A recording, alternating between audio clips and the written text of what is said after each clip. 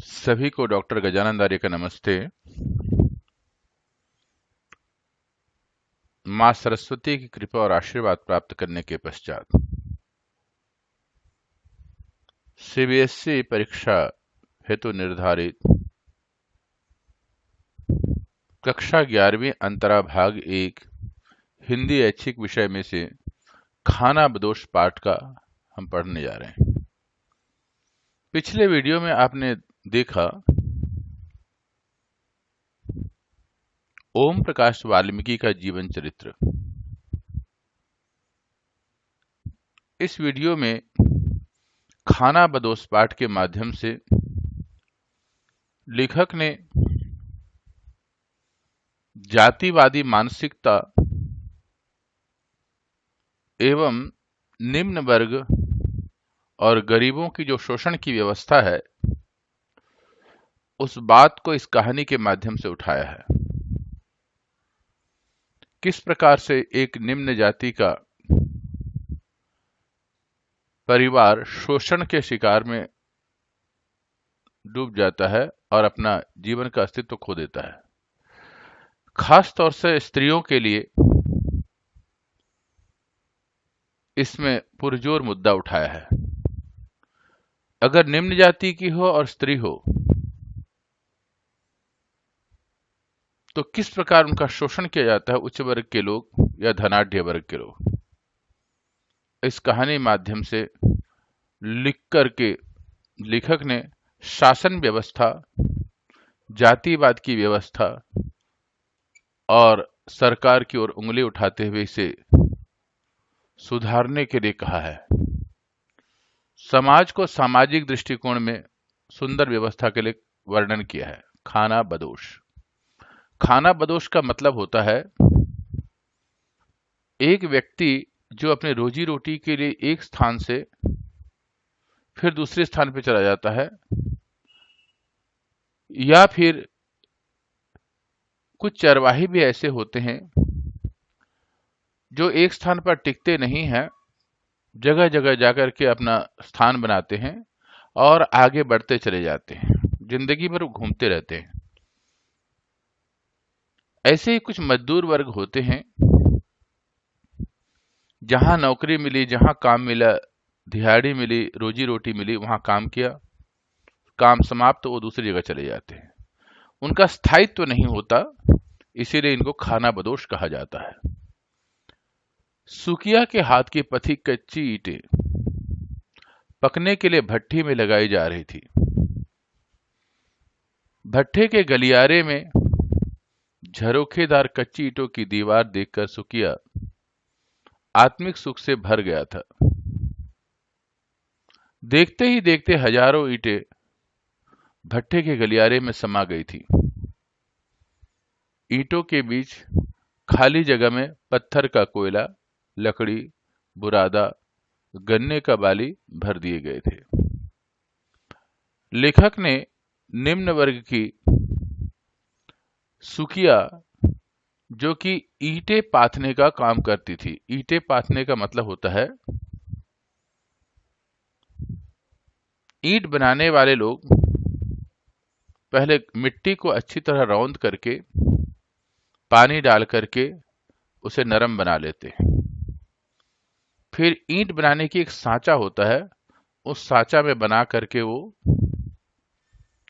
ईंट बनाते हैं। इस प्रक्रिया को ईंट पाथना कहते हैं।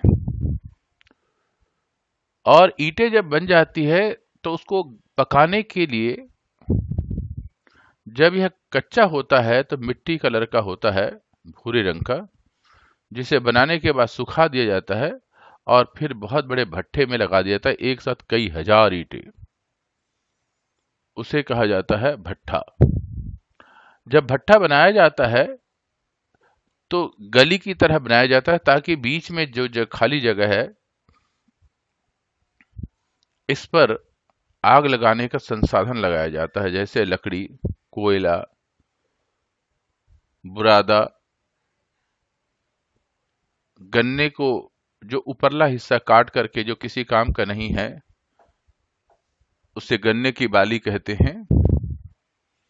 ये सब लगाने से उसके अंदर आग धधकती है और उसकी आग की गर्मी से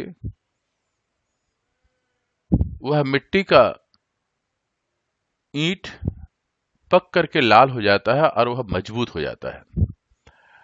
लेकिन सुकिया ने अपने हाथों से ईंटें पाती थी और उसे देख करके वह प्रसन्न हो उठती है कि देखो आज वास्तविक रूप में आ गया है लाल ईंटें। तो इस प्रक्रिया को भट्ठे का काम कहा जाता है। असगर ठेकेदार ने अपनी निगरानी में हर चीज तरतीब से लगाई थी। आग लगाने से पहले भट्ठा मालिक मुख्तार सिंह ने एक एक चीज का मुआयना किया था। मुआयना का मतलब होता है देखभाल, अच्छी तरह देखना। तरतीब से मतलब तरीके से। तो उनका एक ठेकेदार भी था और भट्ठे का मालिक का नाम था मुख्तार सिंह और ठेकेदार का नाम असगर। इन दोनों की निगरानी पर भट्ठे को अच्छी तरह लगाया गया था ताकि उसमें कोई ईंटें खराब न रहें, और जैसे उसकी व्यवस्था, उस व्यवस्था को पूरी तरह देख लिया गया था। 24 घंटों की ड्यूटी पर मजदूरों को लगाया जाता था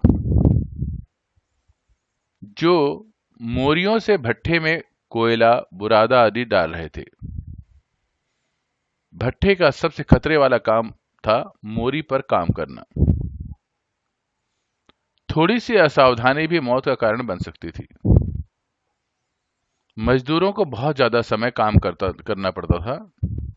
खास तौर से जो भट्ठे में एक खाली जगह छोड़ दिया जाता है जहां से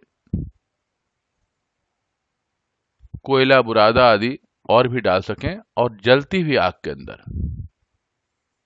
ये सबसे खतरनाक काम होता है क्योंकि अंदर से आग धधकती रहती है, बाहर से सामान डाला जाता है और ईंटों की जो व्यवस्थित तरीका है वो सही रहना आवश्यक है। अगर थोड़ी सी भी गड़बड़ी हुई तो जीवन के मौत का कारक भी बन सकता है।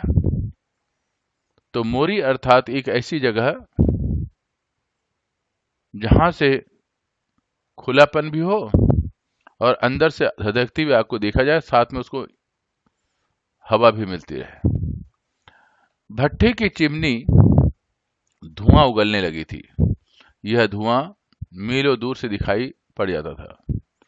हरे भरे खेतों के बीच गहरे मटमैले रंग का यह भट्ठा एक धब्बे जैसा दिखाई पड़ता था। मानो और सुकिया महीना भर पहले इस भट्ठे पर आए थे, दिहाड़ी मजदूर बनकर। हफ्ते भर का काम देखकर असगर ठेकेदार ने सुकिया से कहा था कि सांचा ले लो और ईंट पाथने का काम शुरू कर दो।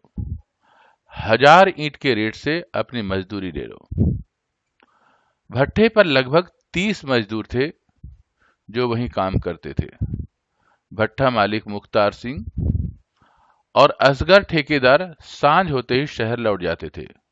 शहर से दूर दिन भर की गहमा गहमी के बाद यह भट्ठा अंधेरे की गोदी में समा जाता था। मानो और सुकिया दोनों पति पत्नी हैं जो गांव छोड़ करके रोजी रोटी कमाने के लालसा से किसानी में कोई परेशानी होने की वजह से दिहाड़ी मजदूर बन करके असगर ठेकेदार के साथ यहां पर भट्ठे में काम करने लगे थे। भट्ठे के मालिक और ठेकेदार तो शहर में रहते थे, लेकिन भट्ठा जो होता है खेतों के बीच में होता है जहां से मिट्टी की सुविधा मिल सके, और मजदूरों को वहीं रहना पड़ता है ताकि उसका देखभाल भी होता रहे। इसके अलावा उनको ठेका दे दिया जाता है 1000 ईंट का इतना रुपए, और जितना बनाओगे जो साफ सुथरी ईंटें होंगी उन्हीं पर पैसा मिलेगा। एक कतार में बनी छोटी छोटी झोपड़ियों में टिमटिमाती ढिबरियां भी इस अंधेरे से लड़ नहीं पाती थी। दड़बे नुमा झोपड़ियों से झुककर घुसना पड़ता था। झुके झुके ही बाहर आना होता था। भट्ठे का काम खत्म होते ही औरतें चूल्हा चौका संभाल लेती थी। कहने भर के लिए चूल्हा चौका था ईंटों को जोड़कर बनाए चूल्हे में जलती लकड़ियों पर की चिटपिट जैसे मन में पसरी दुश्चिंता और तकलीफों की प्रतिध्वनियां थी। जहां सब कुछ अनिश्चित था, मानो अभी इस भट्ठे की जिंदगी से तालमेल नहीं बैठा पाई थी। बस सुकिया की जीत के सामने वह कमजोर पड़ गई थी। सांझ होते ही सारा माहौल भाए भाए करने लगता था। दिन भर के थके हारे मजदूर अपने अपने दड़बों में घुस जाते थे।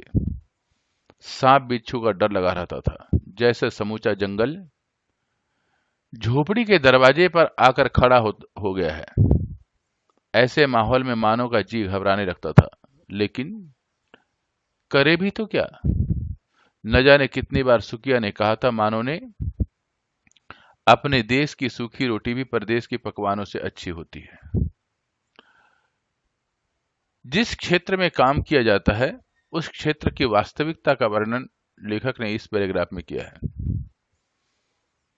जहां पर मजदूर रहते हैं, बहुत दड़बा कहते हैं जानवरों के रहने का या मुर्गियों के रहने का छोटा छोटा कमरा। ठीक ऐसे ही झोपड़ियां बना दी गई थी, जिसमें बड़े मुश्किल से एक परिवार रहता था, और वहां पर प्रकाश के नाम से ढिबरियां थे। ढिबरियां कहते हैं एक छोटा सा बर्तन नुमा होता है, जिसके अंदर छोटा सा दिया निकला रहता है, और उसके अंदर मिट्टी का तेल डाल करके उसको जलाया जाता है, जिससे प्रकाश की व्यवस्था होती है। बिजली तो बहुत दूर दूर तक। स्त्रियां वहां पर दिन भर तो मजदूरी करती थी, लेकिन शाम को अपने चौका चूल्हा भी जलाती, अर्थात खाना बनाती थी। लेकिन यहां पर लेखक ने बड़े स्पष्ट तौर से लिखा, जब लकड़ियों से वो खाना जलाते तो उस समय में छोटी छोटी चिंगारियां निकलती हैं, जिसकी आवाज होती है चिट पिट। ऐसे ही प्रतिध्वनि उन मजदूरों के मन में भी होती है, जिंदगी को संवारने का। जैसे प्रकाश की छोटी किरणें नजर आती है चिंगारी पर और तुरंत गायब हो जाती है, ऐसे ही मजदूरों की जिंदगी में ऊंचा उठने की तमन्ना तो होती है, लेकिन समस्या से ग्रस्त होकर के गायब हो जाती है। अपने घर द्वार को छोड़ करके उन्नति करने की आशा से दूर दूर जाकर के काम करते हैं, क्योंकि वो खाना बदोश है। तो अपने देश की रोटी, सूखी रोटी सी देश के पकवानों से अच्छी लगती है, अर्थात जहां व्यक्ति जन्म लेता है वह स्थान सर्वथा श्रेष्ठ है। वहां पर अगर रहते हुए सूखी रोटी मिल जाए और परदेश में पकवान भी मिल जाए, फिर भी अपना स्थान ऊंचा होता है। जननी जन्म भूमिश्च स्वर्गादपि गरियसी। मां और मातृभूमि स्वर्ग से महान है, अर्थात स्वर्ग अगर कहीं है तो मां और मातृभूमि में। सुकिया के मन में एक बात बैठ गई थी, नरक की जिंदगी से निकलना है तो कुछ छोड़ना भी पड़ेगा। मानव की हर बात एक ही जवाब था। उसके पास बड़े बूढ़े कहा करे हैं कि आदमी की औकात घर से बाहर कदम रखने पे ही पता चले है। घर में तो चूहा भी सुरमा बना रहे, कांधे पर यो लंबा लठ धर के चलने वाले चौधरी शहर में सरकारी अफसरों के आगे सीधे खड़े हो सके हैं, बुढ़ी बकरियों की तरह मिमियाए हैं, और गांव में किसी गरीब को आदमी ही ना समझे। यहां पर लेखक ने ग्रामीण भाषा का प्रयोग करते हुए ग्राम की वास्तविकता का बताया। जो गांव में चौधरी बनकर के चलते हैं और सामने लठ रखते हैं, वो शहर में जाकर के अफसरों के सामने में उनकी आवाज नहीं निकलती। सुकिया की इन बातों से मानो कमजोर पड़ जाती थी, इसलिए गांव देहात छोड़कर वे दोनों एक दिन असगर ठेकेदार के साथ इस भट्ठे पर आ गए थे। पहले ही महीने में सुकिया ने कुछ रुपए बचा लिए थे, कई कई बार गिनकर तसल्ली कर ली थी। धोती की गांठ में बांधकर अंटी में खोस लिए थे। रुपए देखकर मानो भी खुश हो गई थी। उससे लगा था कि वह अपनी जिंदगी के ढर्रे को बदल देगा। मानो और सुकिया गांव से आकर के परिश्रम किए, जैसे तैसे गुजर बसर कर रहे थे, झोपड़ी में परिश्रम करके, मजदूरी करके।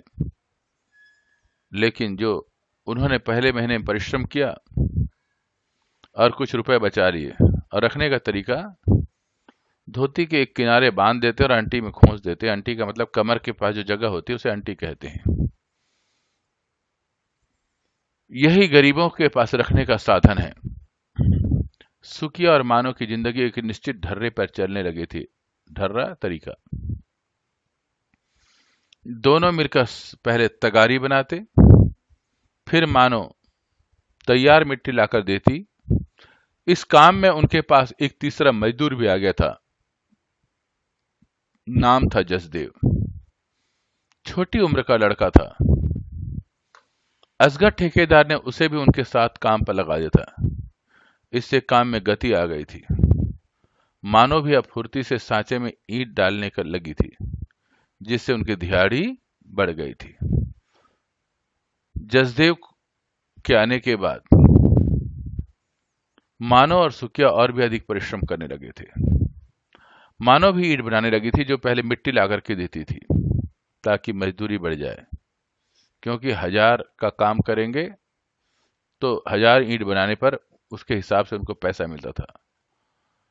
पहले तगारी बनाते। तगारी का मतलब होता है,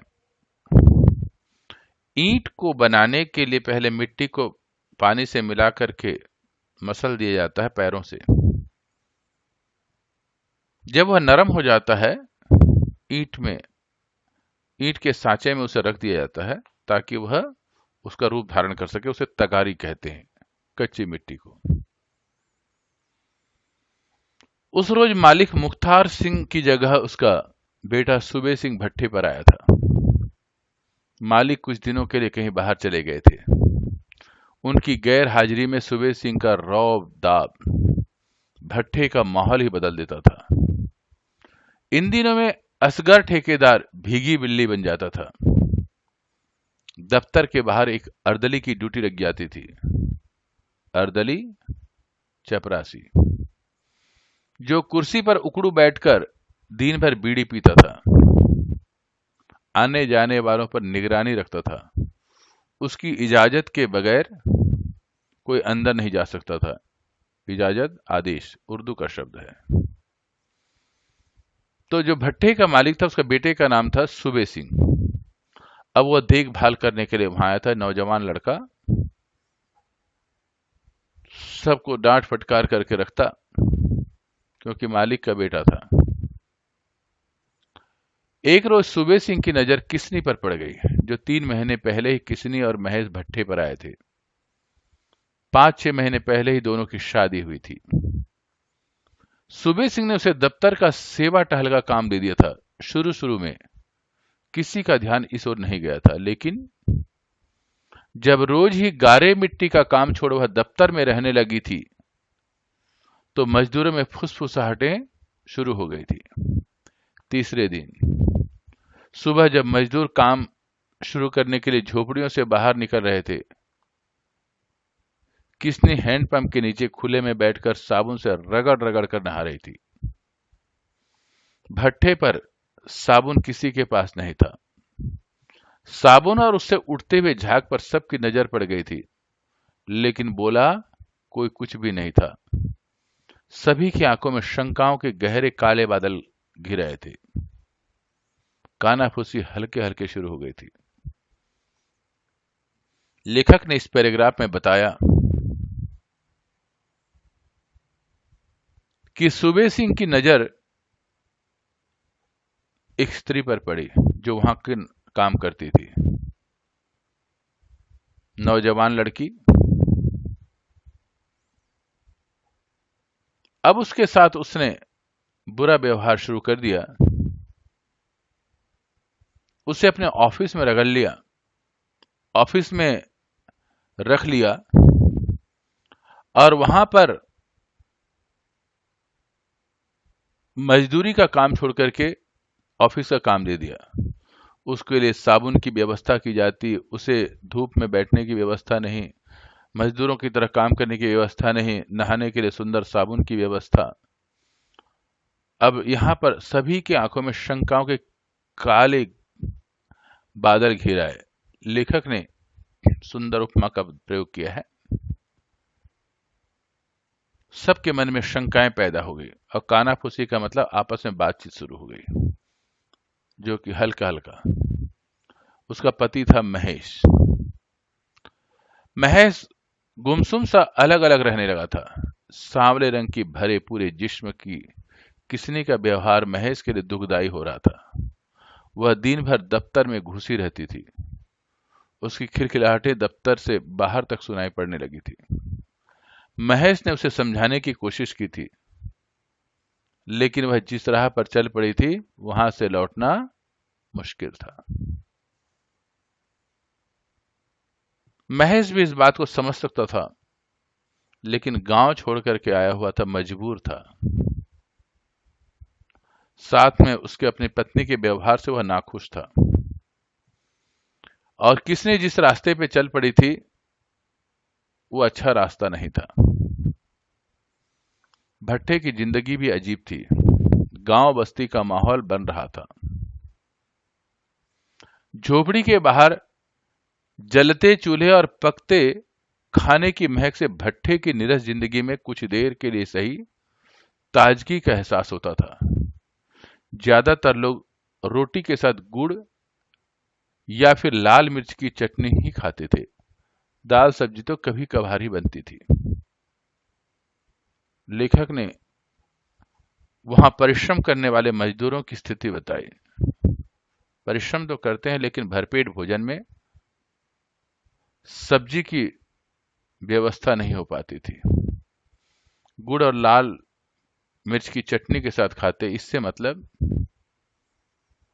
परिश्रम करने वाले व्यक्तियों को भरपूर खाना, सिर्फ पेट तो भरता था,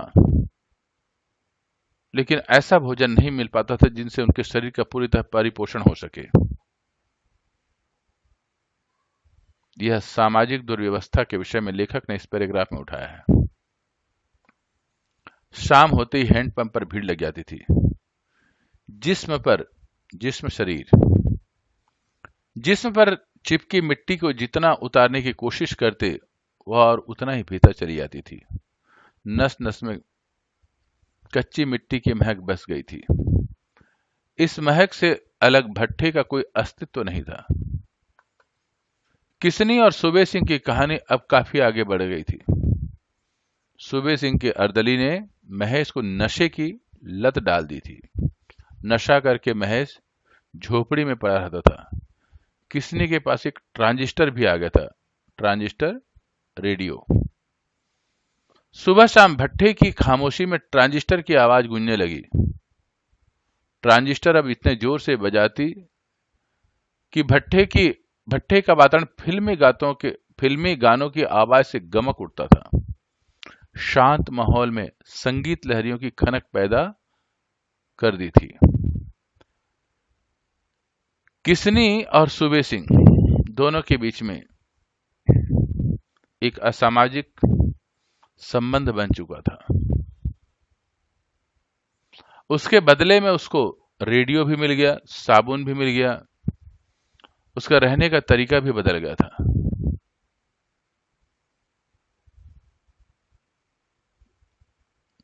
कड़ी मेहनत और दिन रात भट्टे की जलती की आग के बाद जब भट्टा खुलता था तो मजदूर से लेकर मालिक तक की बेचैन सांसों की राहत मिलती थी। भट्टे से पकी ईंटों को बाहर निकालने का काम शुरू हो जाता। लाल लाल पक्की ईंटों को देखकर सुखिया और मानव की खुशी का इंतहा नहीं थी। इंतहा परीक्षा भी कहते हैं, अंतिम सीमा। खासकर मानो तो ईंटों को उलट पलट कर देख रही थी। खुद की हाथ की पथी ईंटों का रंग ही बदल गया था। उस दिन ईंटों को देखते देखते ही मानो के मन में बिजली की तरह एक ख्याल कौंधा था। इस ख्याल के आते ही उसके ऊपर एक साथ कई कई भट्ठे जल रहे थे।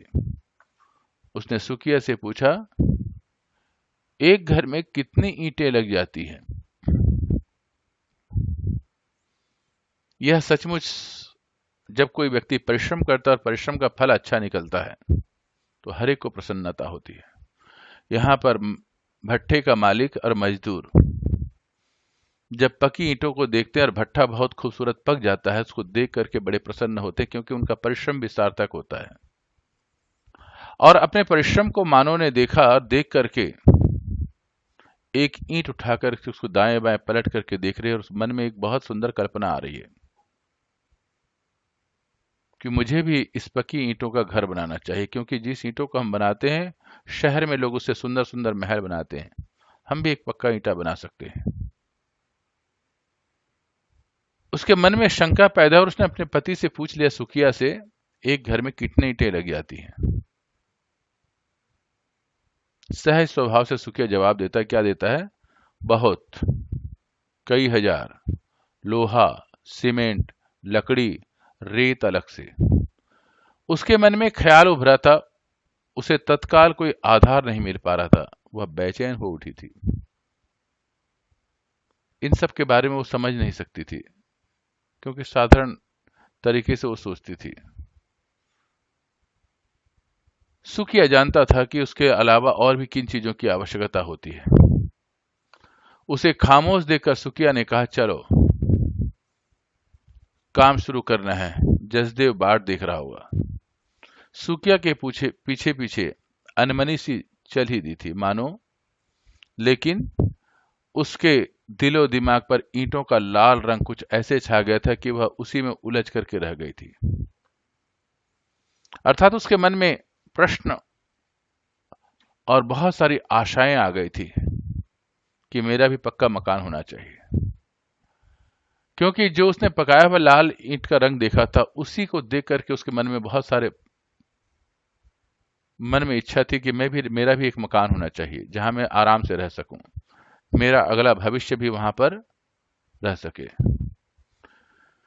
झिंगुरों की झिनझिन और बीच बीच में सियारों की आवाजें रात के सन्नाटे में स्याहपन घोल रही थी।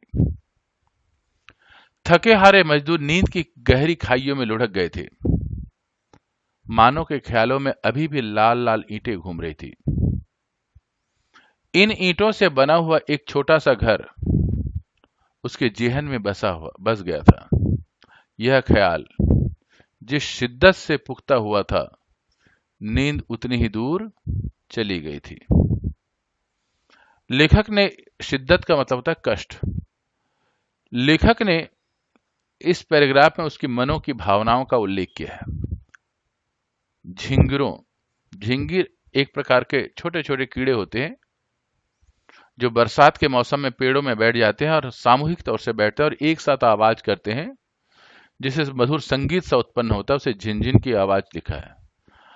और जंगल के इलाके में सियार बहुत होते हैं, सियार, गीदड़, वो रात को शोर मचाते हैं और एक साथ कई सियार शोर मचाते हैं, तो रात के अंधेरे में उसकी कालिमा में और भी शक्ति बढ़ा रहे थे, अर्थात कालिमा में और भी कालापन ला रहे थे। और मजदूर थके हारे होने की वजह से एकदम सो जाते हैं, लेकिन मानो के मन में अजीब सी बात थी, बहुत सारे आशाएं थी, चिंता थी। उसके जेहन का मतलब शरीर के मन में बस गया था, और उस कष्ट को, उस परेशानी को वो पुख्ता था, मजबूत कर रही थी। इसलिए उसे नींद नहीं आ रही थी कि मेरा भी एक घर हो। कि दूर किसी बस्ती से हल्के हल्के छनकर आती मुर्गे की बाग रात के आखिरी पहर के एहसास के साथ मानो की पलकें नींद से भारी होने लगी थी। रात भर सोचती रही। सुबह सुबह भोर में जब मुर्गा जो आवाज करता उसे मुर्गे का बाग कहते हैं, उस मुर्गे की बाग सुनकर के उसे थकावट की वजह से नींद आने लगी थी।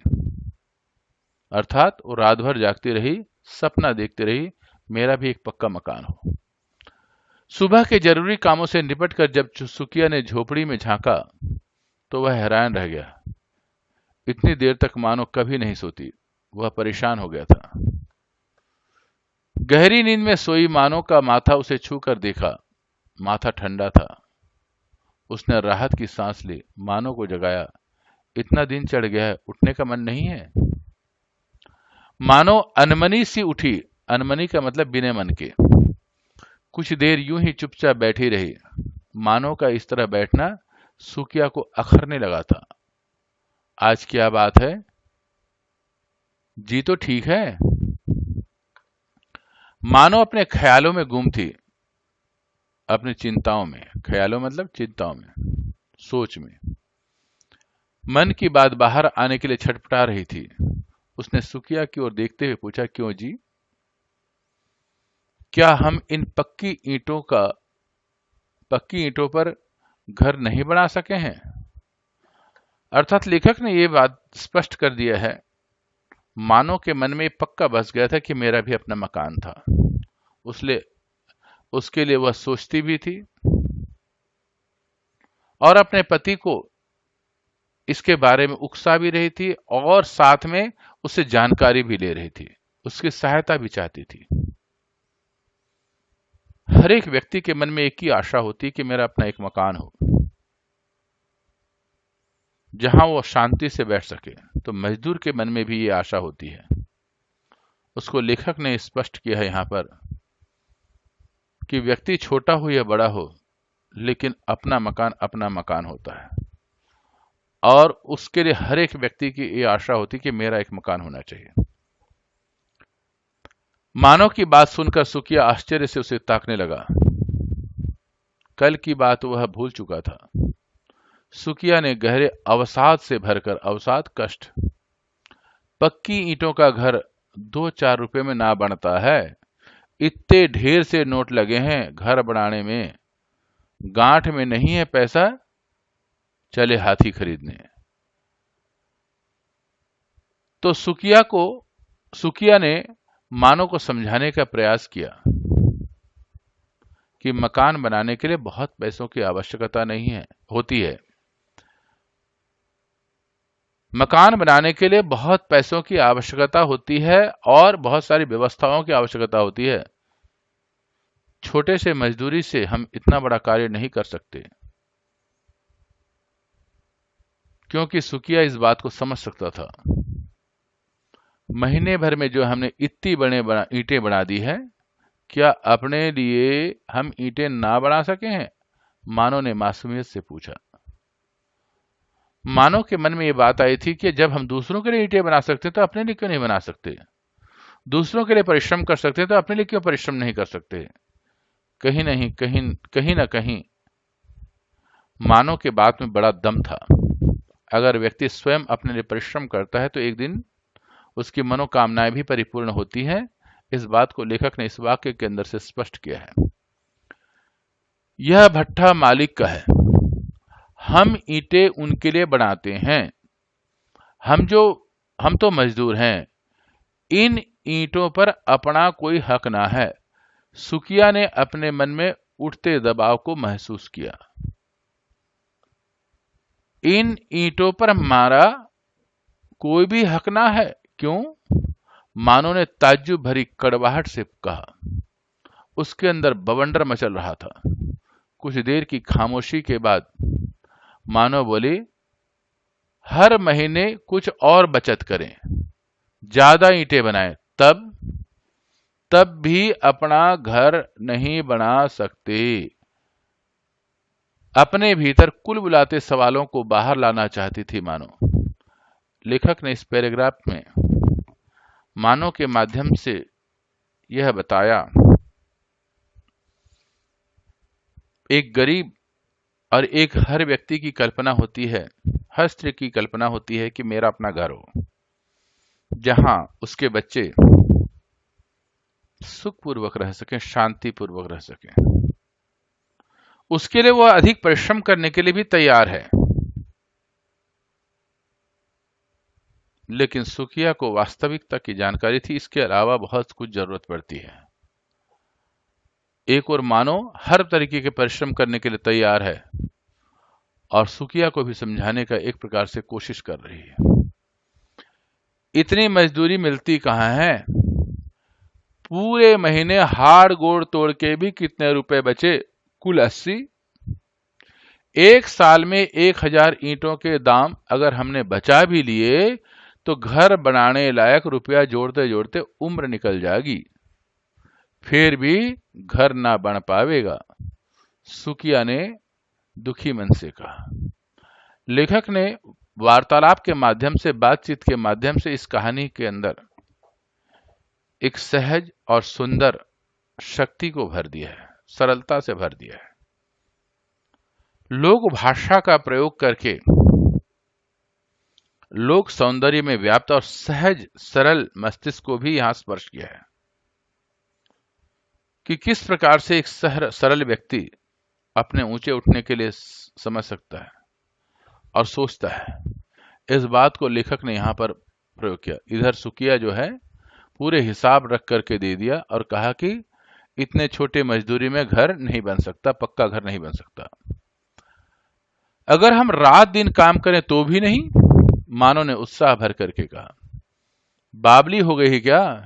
चल उठ, चल काम पे जाना है, टेम ज्यादा हो रहा है। टेम का मतलब टाइम, समय। ठेकेदार आता ही होगा, अब पूरब की टांग काटनी है लगार के लिए। सुकिया मानो के सवालों से घबरा गया था और उठकर बाहर जाने लगा। लगार कहते हैं भट्ठे में बनाने के लिए एक छोटी सी जगह होती है जिसको व्यवस्थित तरीका होता है, उसे लगार कहा जाता है। कुछ भी करो, तुम चाहो तो मैं रात दिन काम करेंगे, मुझे एक पक्की ईंटों का घर चाहिए। अपने गांव में लाल सुर्ख ईंटों का घर। मानो के भीतर मन में हजार हजार वसंत खिल उठे थे।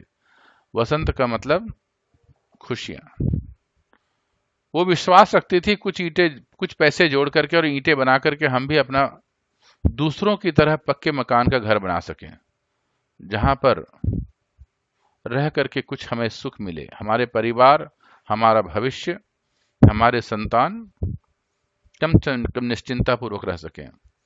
इन भावनाओं को लेकर के वह मन में प्रसन्न होती है। उसके मन में बहुत सारी आशाएं हैं और हर आशा को साकार करने के लिए वो परिश्रम भी करना चाहती है, अपने पति का साथ भी चाहती है और अपने मन की कामनाओं को पूरा भी करना चाहती है।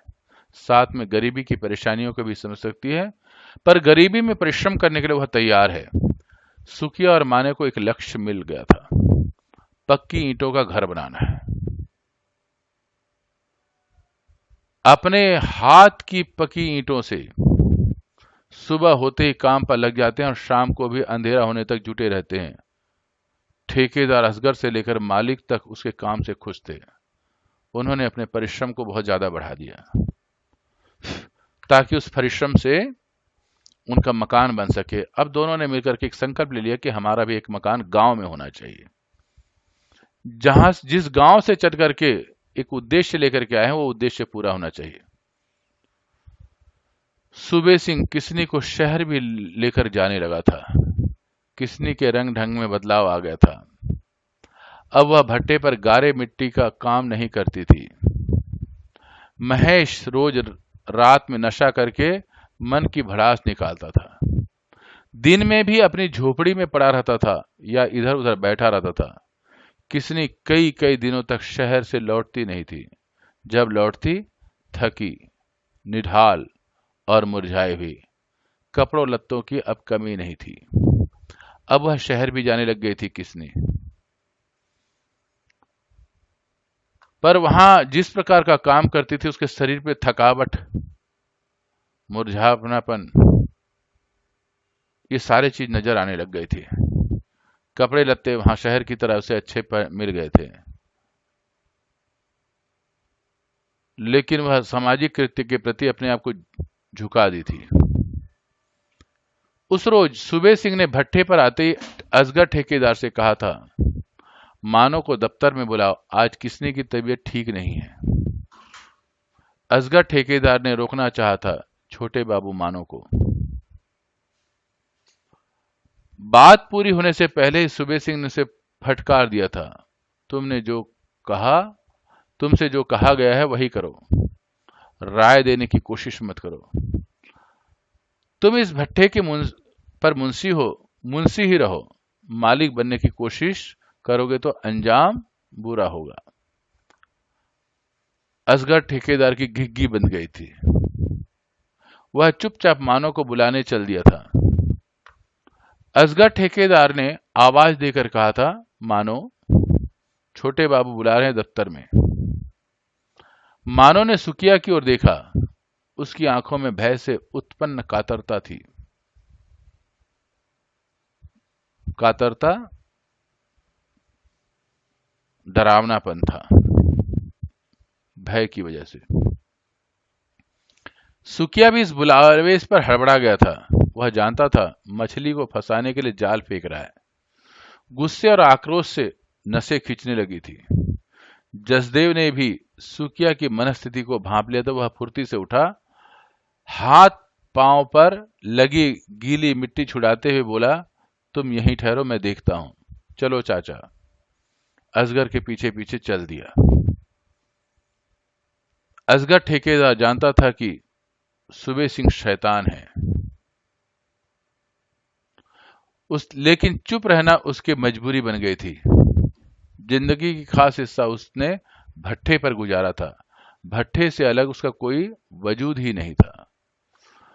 असगर ठेकेदार के साथ जसदेव को आता देखकर सूबे सिंह बिफर पड़ा। बिफर पड़ा का मतलब गुस्से से भर गया। तुझे किसने बुलाया है? जी, जो भी काम हो बताइए, मैं कर दूंगा। जसदेव ने विनम्रता से कहा। क्यों? तो उसका खसम है या उसकी चर्बी चढ़ गई है? सूबे सिंह ने अपशब्दों का इस्तेमाल किया। बाबूजी, आप किस तरह बोल रहे हैं? जसदेव के बात पूरी करने से पहले ही एक झन्नातेदार थप्पड़ उसके गाल पर पड़ा। जानता नहीं, भट्ठे की आग में झोंक दूंगा, किसी को पता नहीं चलेगा, हड्डियां तक भी नहीं मिलेंगी राख में, समझा? सूबे सिंह ने उसे धकिया दिया। जसदेव गिर पड़ा। धक्का दिया, धक्का दिया में धक्का दिया। असगर ठेकेदार के साथ जसदेव चला तो गया, लेकिन सूबे सिंह के मन में जो बातें चल रही थी उसकी वजह से वो क्रोध में आ गया और सारा क्रोध उसने जसदेव पे निकाल दिया। जब तक संभल पाता लात घूंसे से सूबे सिंह ने उसे अधमरा कर दिया था। चीख पुकार सुनकर मजदूर उसकी ओर दौड़ पड़े थे। मजदूरों को एक साथ आता देखकर सूबे सिंह जीप में बैठ गया था। देखते ही देखते जीप शहर की ओर दौड़ गई। असगर ठेकेदार दफ्तर में जा घुसा था। सुकिया और मानो जसदेव को उठाकर झोपड़ी में ले गए थे। वह दर्द से कराह रहा था। मानो ने उसकी चोटों पर हल्दी लगा दी थी। सुकिया गुस्से में कांप रहा था। मानो के अवचेतन में असंख्य अंधेरे नाच रहे थे। अवचेतन का मतलब मन में। वह किसने नहीं बनना चाहती थी। इज्जत की जिंदगी जीने से अदम्य लालसा उसमें भरी हुई थी। उसे एक घर चाहिए था, पक्की ईंटों का, जहां अपनी गृहस्थी और परिवार के सपने देखती थी। किसनी और मानो में दोनों में यही फर्क था। मानो अपने मजदूरी, अपने शक्ति, अपने परिश्रम पर विश्वास रखती थी और उसी के बलबूते पर परिश्रम करके अपने लिए मकान बनाना चाहती थी, अपने लिए और अपने परिवार के लिए। किसनी इन सब चीजों से दूर चली गई थी। समूचा दिन अदृश्य भय और दहशत में बीता था। जसदेव को हल्का बुखार हो गया था। वह अपनी झोपड़ी में पड़ा था। सुकिया उसके पास बैठा था। आज की घटना से मजदूर डर गए थे। उन्हें लग रहा था कि सूबे सिंह किसी भी वक्त लौटकर आ सकता है। शाम होते ही भट्टे पर सन्नाटा छा गया था। सब अपने अपने खोल में सिमट गए थे। बूढ़ा बिलसिया, जो अक्सर बाहर पेड़ के नीचे देर रात तक बैठा रहता था, आज शाम होते ही अपनी झोपड़ी में जाकर लेट गया था। उसके खांसने की आवाज भी कुछ धीमी हो गई थी। किसने की झोपड़ी से ट्रांजिस्टर की आवाज भी नहीं आ रही थी। इस पैराग्राफ में बताया एक बूढ़ा बिलसिया नाम का व्यक्ति था जो वहां रहता था। आज वो भी भयभीत हो गया था। इस सारे दृश्य की वजह से वहां जो रहने वाले व्यक्ति थे उनके अंदर भय का वातावरण पड़ गया था। किसनी तक घबरा गई थी जो उसके करीब थी। बीच बीच में हैंड पंप की खच खच ध्वनि इस खामोशी को विघ्न डाल रही थी। विघ्न का मतलब बाधा। पंप जसदेव की झोपड़ी के ठीक सामने था। सभी को पानी के लिए इस पंप पर आना ही पड़ता था। भट्ठे पर दवा दारू का कोई इंतजाम नहीं था। कटने फटने पर घाव पर मिट्टी लगा देता था। कपड़ा जलाकर राख भर देना ही दवाई का काम आते थे। मानव ने अधूरे मन से चूल्हा जलाया था। रोटियां सेककर सुकिया के सामने रख दी थी। सुकिया ने भी अनिच्छा से एक रोटी हलक के नीचे उतारी थी। हलक का मतलब गर्दन। उसकी भूख जैसे अचानक मर गई थी। मानव को लेकर उसकी चिंता बढ़ गई थी। उसने निश्चय कर लिया था कि मानव को किसने नहीं बनने देगा। वातावरण बड़ा कष्टदायक था। खासतौर से मानव और सुकिया जो अपने आत्मविश्वास, अपने परिश्रम के बलबूते आगे बढ़ना चाह रहे थे, उनके लिए यह सबसे कठिन समय था। मानव भी गुमसुम अपने आपस में लड़ रही थी। बार बार उसे लग रहा था कि वह सुरक्षित नहीं है। एक सवाल उसे खाया जा रहा था, क्या औरत होने की यही सजा है? वह जानती थी कि सुकिया ऐसे वैसा कुछ नहीं होने देगा। वह महेश की तरह नहीं है। भले ही वह भट्ठा छोड़ना पड़े। भट्ठा छोड़ने के ख्याल से ही वह सिहर उठी। नहीं, भट्ठा नहीं छोड़ना है। उसने अपने को आश्वस्त किया, अभी तो पक्की ईंटों का घर बनाना है।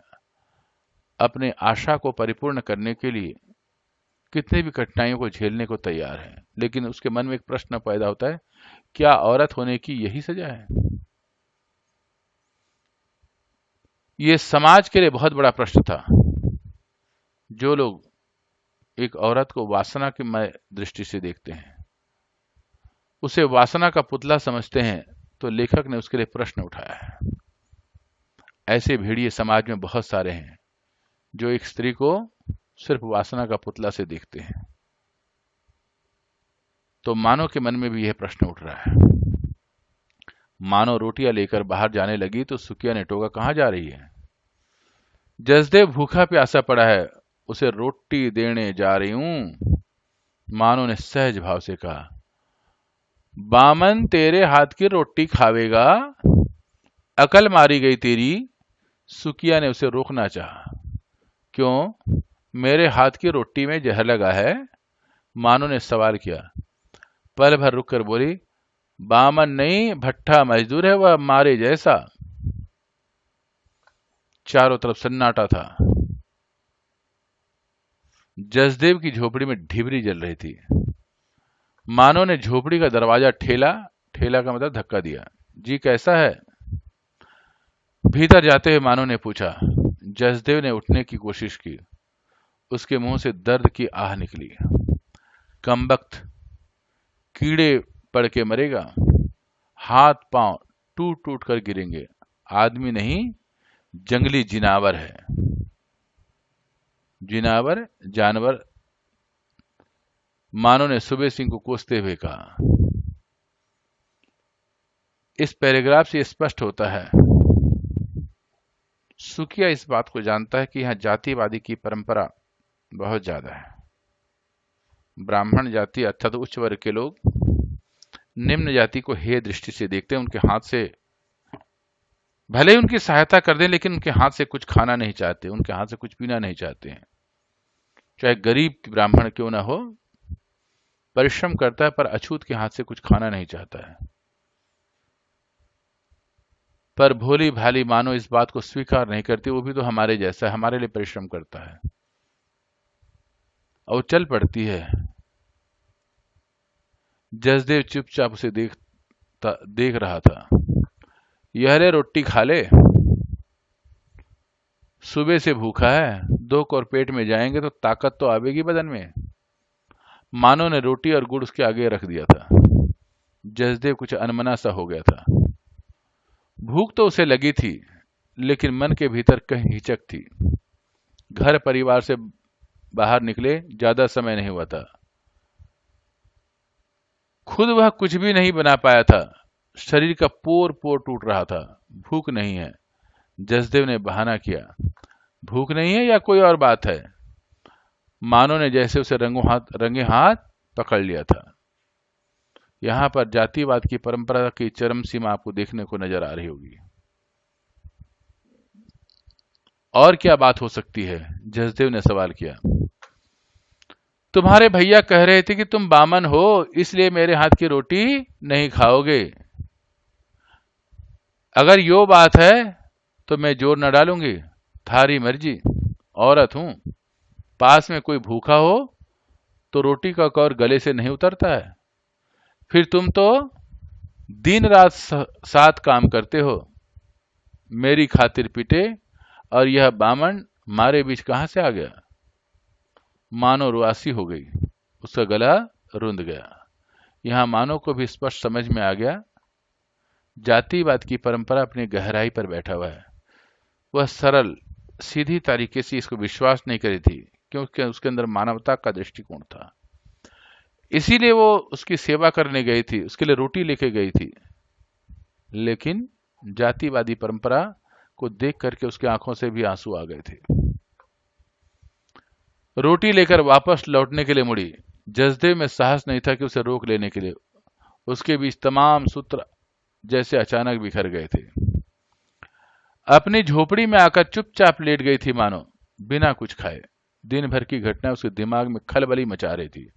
जसदेव भूखा है, यह एहसास उसे परेशान कर रहा था।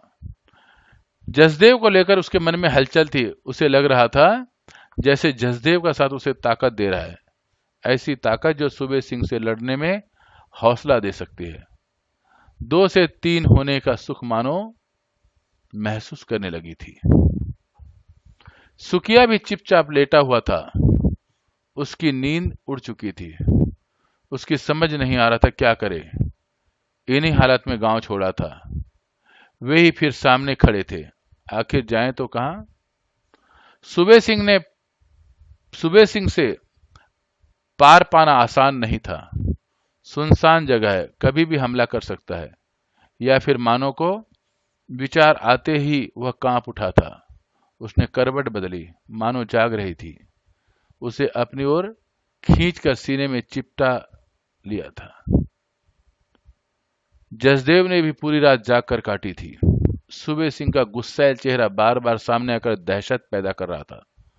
उसे लगने लगा था कि जैसे वह अचानक किसी षड्यंत्र में फंस गया है। उसे यह अंदाजा नहीं था कि सूबे सिंह मारपीट करेगा। ऐसी कल्पना भी उसे नहीं थी। वह डर गया था। उसने तय कर लिया था कि चाहे जो हो, वह इस पचड़े में नहीं पड़ेगा। सुबह होते ही असगर ठेकेदार से मिला था। असगर ही उसे शहर से अपना साथ लाया था। जसदेव ने असगर ठेकेदार से अपने मन की बात कही। ठेकेदार ने उसे समझाते हुए कहा था, अपने काम से काम रखो, क्यों इस चक्कर में पड़ते हो। जसदेव के बदले हुए व्यवहार को मानो ने टाल दिया था, लेकिन उसने कोई प्रतिक्रिया जाहिर नहीं की थी। वह सहजता से अपने काम में लगी रही। वह जानती थी कि उसके बीच में एक फासला आ गया है, लेकिन वह चुप थी। सूबे सिंह को भी लगने लगा था कि मानो को फुसलाना आसान नहीं है। उसकी तमाम कोशिश निरर्थक साबित हुई थी। इसलिए वह मानो और सुकिया को परेशान करने पर उतर आया। उसने असगर ठेकेदार से कह दिया था कि उससे पूछे बगैर उसे मजदूरी का भुगतान न करे, न कोई रियायत ही बरते उसके साथ। जब मानो और सुकिया दोनों अपने इज्जत और अपने परिश्रम पर कायम थे, तो सूबे सिंह को भी महसूस हो गया था कि यह ठीक नहीं है, तो इनको सीधा करना चाहिए। तो किस प्रकार एक संपन्न व्यक्ति और एक जाति, ऊंची जाति का व्यक्ति किस प्रकार नीचे जाति के लोगों को परेशान करता है या गरीब को परेशान करता है, या उन लोगों की परंपरा रही है, उसका प्रतीक यहां पर सामने नजर आता है। मानो से कुछ छुपा नहीं था, सूबे सिंह की हरकतों पर उसकी नजर थी। उसने अपने आप में निश्चय कर लिया था कि वह उसका मुकाबला करेगी। उठते बैठते उसके मन में एक ही ख्याल था, पक्की ईंटों का घर बनवाना है। लेकिन सूबे सिंह के ख्याल में बाधक बन रहा था। सुखिया और मानो दिन रात काम में जुटे थे, फिर भी हर महीने से वे ज्यादा कुछ नहीं बचा पा रहे थे। पिछले दिनों उन्होंने दुगुने ईंटें पाथी थी। उसके उत्साह में कोई कमी नहीं थी, एक ही उद्देश्य था, पक्की ईंटों का घर बनाना है। इसलिए सूबे सिंह की ज्यादतियों को वो सहन कर रहे थे, लेकिन एक तड़प थी दोनों में जो उन्हें संभाले हुई थी। सूबे सिंह नित नए बहाने ढूंढ लेता था। उन्हें तंग करके एक शीत युद्ध जारी था। उनके बीच सुकिया से ईंट पाथने का सांचा वापस ले लिया गया था। उसे भट्ठे की मोरी का काम दे दिया गया था। मोरी का काम खतरनाक था, मानो डर गई थी, लेकिन सुकिया ने उसे हिम्मत बंधाई। काम से क्यों डरना। सुकिया का सांचा जसदेव को दे दिया गया था। सांचा मिलते ही जसदेव के रंग बदल गए थे। वह मानो पर हुक्म चलाने लगा था, मानो चुपचाप काम में लगी रहती थी। अब सूबे सिंह इनके ऊपर दबाव डालना शुरू कर दिया और इनको परेशान करना शुरू कर दिया। कल तड़के ईंट पाथनी है, ईंटें हटाकर जगह बना दे। जसदेव आदेश देकर अपनी झोपड़ी की ओर चला गया था। मानो ने पाथी ईंटों को दीवार की शक्ल में लगा दिया था। कच्ची ईंटों को सुखाने के लिए 2 खड़ी 2 आड़ी ईंटें रखकर जालीदार दीवार बना दी थी। ईंट पाथने की जगह खाली करके ही मानो लौटकर झोपड़ी में गई थी। तो ईंट को पाथने के पश्चात, बनाने के पश्चात कच्ची ईंटों को सुखाने का एक तरीका होता है, उसे जालीदार तरीके से खड़ा कर दिया जाता है, हवा भी लगता रहे और सूखता भी रहे। उसके जब वो पूरी तरह सूख जाता है तब उसका भट्ठा बना करके उसको भट्ठे में पकाया जाता है, तब वह बनता है। तो इस प्रक्रिया को लेखक ने इस पैराग्राफ में लिखा कि किस प्रकार ईंटों को बना करके सुखाया जाता है। हैंडपंप पर भीड़ थी। सभी मजदूर काम खत्म करके हाथ मुंह धोने के लिए आ गए थे। सुबह होने से पहले ही मानो उठ गई थी। उसे काम पर जाने की जल्दी थी। चारों तरफ अंधेरा था। सुबह होने का इंतजार करना नहीं चाहती थी। उसने जल्दी जल्दी सुबह काम निपटाया और ईंट पाथने के लिए निकल पड़ी थी। सूरज निकलने में अभी देर थी। जसदेव पहले से अपने काम पर पहुंच जाती थी। जसदेव से पहले ही अपने काम पर पहुंच जाती थी, अर्थात मानो और अधिक परिश्रम बढ़ा दी ताकि वह अपने परिश्रम से अपना घर एक बना सके। कितनी भी कठिन परिस्थितियों को वो झेलने को तैयार है ताकि उसकी आशा का सपना पूरा हो सके। इक्का दुक्का मजदूर ही इधर उधर दिखाई पड़ रहे थे। वह तेज कदमों से ईंट पाथने की जगह पहुंच गई थी। वहां का दृश्य देखकर अवाक रह गए, आश्चर्यचकित।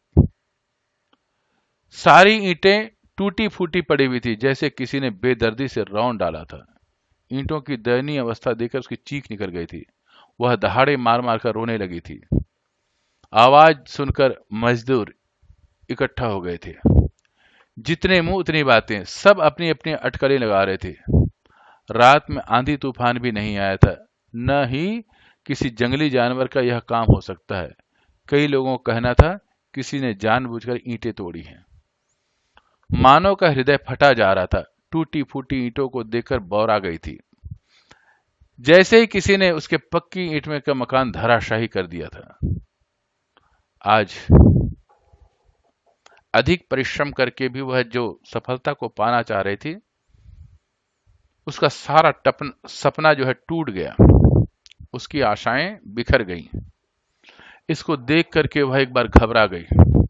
जसदेव काफी देर बाद आया। वह निरपेक्ष भाव से चुपचाप खड़ा था। निरपेक्ष का मतलब किसी के बारे में कुछ नहीं कहना, शांत होकर के, जैसे इन टूटी फूटी ईंटों से उसका कोई लेना देना ही ना हो। सुकिया भी हल्ला सुनकर मुरी का काम छोड़ करके आया था। ईंटों की हालत देखकर उसका भी दिल बैठने लगा था। उसकी जैसे हिम्मत टूट गई थी। वह फटी फटी आंखों से ईंटों को देख रहा था। सुकिया को देखते ही मानो और जोर जोर से रोने लगी थी। सुकिया ने मानो की आंखों में बहुत तेज अंधड़ों को देखा था और उसकी किरकिराहट अपने अंतर मन में महसूस की। सपनों के टूट जाने की आवाज उसके कानों को फाड़ रही थी। यहाँ पर लेखक ने बड़े सुंदर तरीके से वर्णन करते हुए कहा, सुकिया और माने के दिमाग में एक आंधी सी आई और उसमें रेत भरी किरकिराहट, जो सपना टूट गया। एक जिस सपना को लेकर के उसको साकार करने के लिए बहुत ज्यादा परिश्रम कर रहे थे, उनके अंतर मन में वह टूट गया, बिखर गया। असगर ठेकेदार ने साफ कह दिया था, टूटी फूटी ईंटें हमारे किस काम की, इसकी मजदूरी हम नहीं देंगे। असगर ठेकेदार ने उसकी रही से उम्मीदों पर भी पानी फेर दिया था। मानव ने सुकिया की डबडबाई आंखों से देखा। सुकिया के चेहरे पर तूफान के घर टूट जाने की पीड़ा चल चला आई थी। उसे लगने लगा था जैसे तमाम लोग उसके खिलाफ हैं, तरह तरह की बाधाएं उसके सामने में खड़ी की जा रही हैं। वहां रुकना उसके लिए कठिन हो गया था। उसने मानव का हाथ पकड़ा, चल, ये लोग हमारा घर ना बनने देंगे। पक्की ईंटों का मकान का सपना उसकी पकड़ से फिसल कर और दूर चला गया था।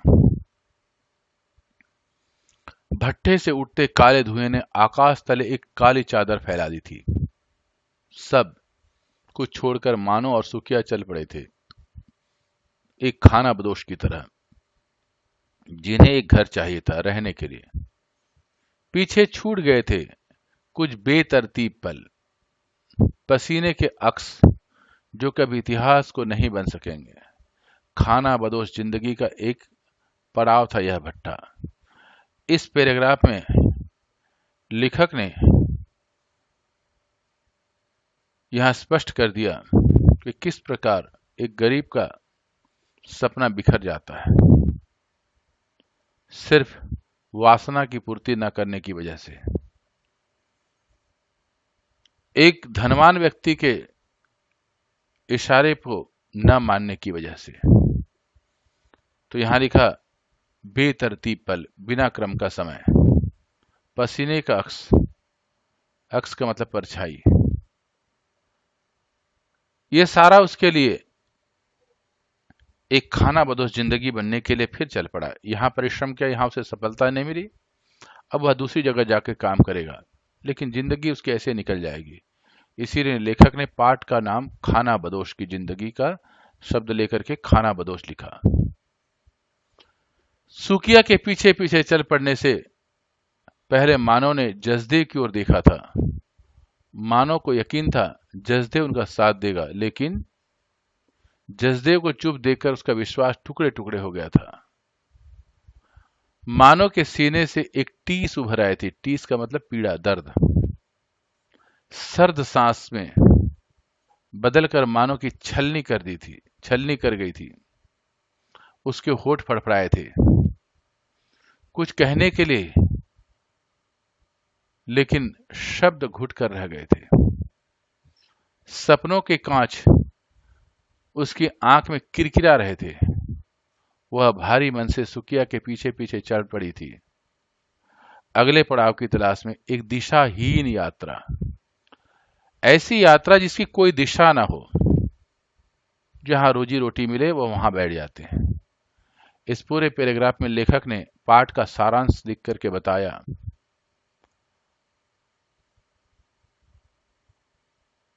मानव के मन में विश्वास था कि शायद जजदेव मेरी सहायता करेगा, साथ चल पड़ेगा, मिल करके काम करेंगे, लेकिन वो भी आखिरी समय में साथ नहीं दिया। कुछ कहना चाहती थी, लेकिन शब्द बाहर नहीं प्रकट हुए। जैसे कांच टूट करके बिखर जाता है, ऐसे ही उसका सपना सब कुछ टूट करके बिखर गया था। तो लेखक ने इस पाठ के माध्यम से, इस कहानी के माध्यम से समाज में व्याप्त असमानता, जातिवाद की परंपरा और उच्च वर्ग के लोग जो नीचे वर्ग को शोषण करते हैं, इन सब बातों पर उसने संघर्ष करते हुए बात को उठाया और समाज को सुधारने के लिए दिशा की आवश्यकता है। सामाजिक व्यक्ति और राजनीतिक व्यक्ति, इन दोनों को संबोधित करते हुए कहा कि किस प्रकार से भारत का समाज सुधर सकता है। जातिवाद की परंपरा ने देश को खोखला कर दिया है। इस सब को सुधारने की आवश्यकता है। मानवीय दृष्टिकोण को ऊंचा उठाने की बात कही है। इन शब्दों के साथ लेखक ने अपनी भावनाओं को अभिव्यक्त किया है। अगर कठिन शब्द समझ में न आए तो आप यहां से देख सकते हैं। मुआवना, निरीक्षण, प्रार्थना, दड़बा, अंटी, शिद्दत से अंजाम। अगर आपको पाठ यह समझ में आया तो सबसे पहले लाइक बटन दबाएं और सब्सक्राइब बटन दबा करके हिंदी साहित्य के जगत में एक साथ मिलकर के काम करने की भावना से जुड़ जाएं और अपने कुछ मित्रों को इस वीडियो को भेजें ताकि सामाजिक समस्याओं को वो भी समझें और साहित्य की विवेचना कर सकें। कमेंट बटन में आप जाकर के लिख सकते हैं इस पाठ से संबंधित कोई भी बात, या आजकल जो जातिवाद की समस्या है उस पर अपना विचार लिखें। इन्हीं शब्दों के साथ डॉक्टर गजानंद आर्य का नमस्ते। अगले वीडियो में मिलने के लिए सब्सक्राइब बटन दबाएं और सबको मां सरस्वती की कृपा आशीर्वाद बनी रहे। हिंदी साहित्य की जगत को आगे बढ़ाएं। भारत की राजभाषा हिंदी भाषा को हम आगे बढ़ाएं। इसके लिए मिलकर के सबको काम करना पड़ेगा। सबको मेरा नमस्ते।